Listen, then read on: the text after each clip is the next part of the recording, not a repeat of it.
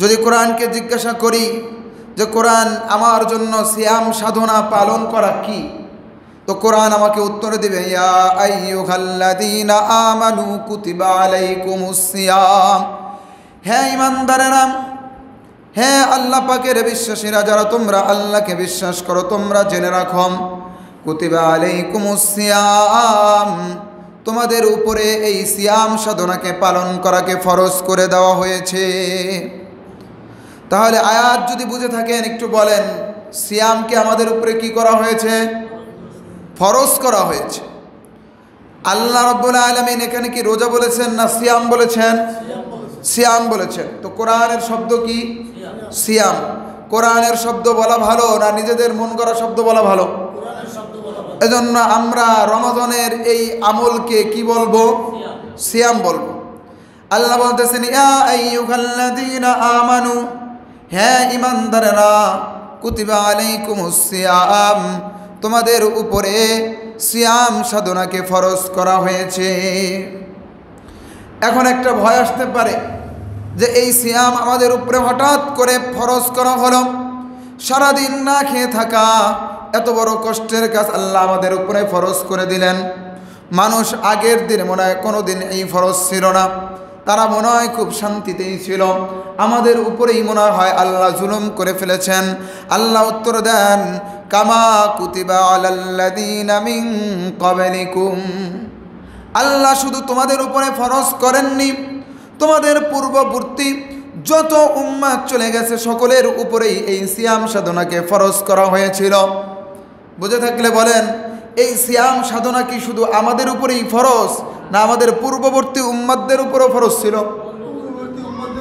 ফরজ ছিল। এখন প্রশ্ন হলো, আমরা রাখলে সিয়াম সাধনা পালন করলে আমাদের লাভ কি? আমরা রাখবো যে রাখলে আমাদের ফায়দা হবে কি? আল্লাহ বলতেছেন, লাআল্লাকুম তাত্তাকুন, যাতে তোমরা মুত্তাকি হতে পারো। তোমরা এই রোজা রাখার মাধ্যমে, এই সিয়াম সাধনাকে পালন করার মাধ্যমে তোমরা যাতে খোদাভীরু হতে পারো, মুত্তাকি হতে পারো, আল্লাহ ওয়ালা হতে পারো। বলতে পারেন, হুজুর মুত্তাকি হলে লাভ? আল্লাহ কোরআনের শুরুতেই বলেছেন, এই কোরআনও নাজিল করা হয়েছে শুধু মুত্তাকিদের পথ প্রদর্শন করার জন্য, হুদাল লিল মুত্তাকি, মুত্তাকিনদের পথ প্রদর্শন করার জন্য।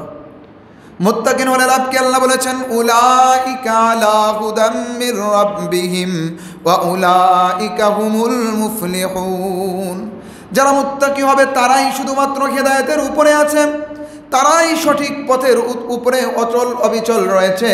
ওয়া উলাইকা হুমুল মুফলিহুন, আর তারাই হলো প্রকৃত সফলকাম। প্রকৃত সফলকাম কারা? যারা মুত্তাকি। তো এই মুত্তাকি হওয়ার জন্য আল্লাহ দিয়েছেন সিয়াম। আমরা যদি সিয়াম সাধনা পালন করি তাহলে আমরা কি হতে পারবো? বলেন না, মুত্তাকি হতে পারবো, খোদাভীরু হতে পারবো, গুনার থেকে বাঁচতে পারবো, আল্লাহ ওয়ালা হতে পারবো। যদি আল্লাহ ওয়ালা হতে পারি লাভ কি? আল্লাহ বলেন, আলা ইন্না আউলিয়া আল্লাহ, তোমরা শুনে রাখো, যারা আল্লাহর ওলি হবে, লা খাউফুন আলাইহিম ওয়ালা হুম ইয়াহজানুন, তাদের কোনো ভয় নাই, তাদের কোনো টেনশন নাই, ট্র্যাজেডি নাই, চিন্তা নাই, চেতনা নাই, তাদের কোনো ভয়ের কোনো কারণ নাই। কারণ উলাইকা হুমুল মুফলিহুন, তারাই হলো সফলকাম। সফলকাম মানে কি? ফাজা ফাউজান আযীমা, তারা বিরাট সফলতা অর্জন করে নিয়েছে। এর মানে হলো জান্নাতুল ফেরদাউসকে অর্জন করে নিয়েছে। সুবহানাল্লাহি ওয়া বিহামদিহি। এজন্য মুত্তাকি হওয়া দরকার কি দরকার না? তো মুত্তাকি হওয়ার জন্য আল্লাহ দিয়েছেন এই সিয়াম সাধনাকে পালন করার জন্য। এখন প্রশ্ন হতে পারে, হুজুর বুঝলাম সিয়াম সাধনা পালন করতে ফরজ করেছেন, আর বুঝলাম শুধু আমাদের জন্য নয়, সান্ত্বনা আল্লাহ দিয়েছেন যে তোমাদের জন্যই নয়, পূর্ববর্তী উম্মতের জন্য ছিল। লাভ কি? যে আমরা মুত্তাকি হতে পারবো, আর মুত্তাকি হলে আমাদের আর কোনো টেনশন নাই। তো এখন আমরা এটা বুঝলাম, রাখবো কতদিন? আল্লাহ প্রথম একটু আমাদেরকে অবায়ে দেন যে 1 মাস তো আমরা জানি, কিন্তু আল্লাহ বলতেছেন আইয়ামাম মাদুদাত, হাতে গোনা কয়েকদিন, হাতে গোনা কয়েকদিন, কারণ 365 দিনের বছর, তার ভিতরে মাত্র 29 অথবা 30টা কি রাখতে হয়? রোজা। তাহলে এটা হাতে গোনা কয়েকদিন হলো কি হলো না? তো আল্লাহ বলতেছেন আইয়ামাম মাদুদাত, হাতে গোনা কয়েকদিন তোমাদের রোজা রাখতে হবে। এরপর আবার আল্লাহ ছাড় দিতেছেন। প্রশ্ন আসতে পারে, আল্লাহ ঠিক আছে হাতে গোনা কয়েকদিন রোজা রাখবো, কিন্তু আমি যদি অসুস্থ হয়ে যাই,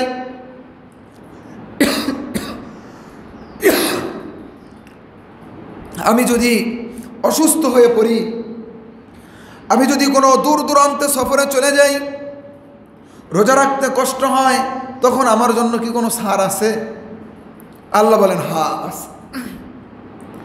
আল্লাহ বলেন ফামান কানা মিনকুম মারিদুন, যদি তোমাদের ভিতর থেকে কোনো ব্যক্তি রোগী হয়ে যায়, অসুস্থ হয়ে যায়, যে সে রোজা রাখলে মৃত্যুর আশঙ্কা রয়েছে, মারা যাওয়ার আশঙ্কা রয়েছে, অথবা অনেক বড় ক্ষতি হয়ে যাওয়ার আশঙ্কা রয়েছে, ফামান কানা মিনকুম মারিদুন, রোগী অসুস্থ, আও আলা সাফারিন, অথবা যদি কোনো ব্যক্তি দূরবর্তী অঞ্চলে সফরে চলে যায়, 48 মাইল দূরে, 77-78 কিলোমিটার দূরে যদি কোনো ব্যক্তি সফরে চলে যায়, তাহলে ফামান কানা মিনকুম মারিদুন আও আলা সাফারিন, যদি কোনো ব্যক্তি রোগী হয় অথবা সফরে থাকে, ফাইদ্দাতুম মিন আইয়ামিন উখর, সে রমজানের পরে অন্য কিছুদিনকে গুনিয়ে লইবে, অর্থাৎ অন্য কিছুদিন রেখে নিবে।